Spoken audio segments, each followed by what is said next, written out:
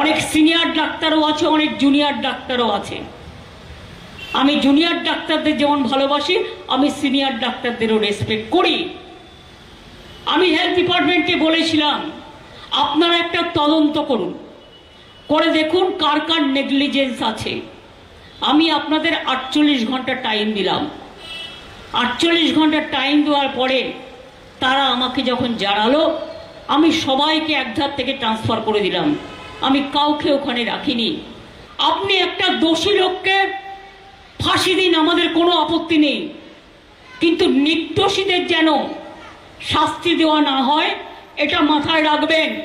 একটা হাজারটা দোষী লোককে আপনি ধরুন, ফাঁসির কাঠে চড়িয়ে দিন, আমাদের কেউ ইন্টারফেয়ার করবে না। আমরা হাইকোর্টের রায় মেনে চলব এবং আমাদের পুলিশও হাইকোর্টের রায় মেনে চলে সিবিআইকে যা যা সহযোগিতা করার এই কেসে আমরা পুরোটাই করব, কারণ আমাদের কোনো লেনা দেনা নেই। আমরা চাই এই পাশবিক হত্যার বিরুদ্ধে নিশ্চয়ই তারা দোষী ব্যক্তিকে ফাঁসি দিন।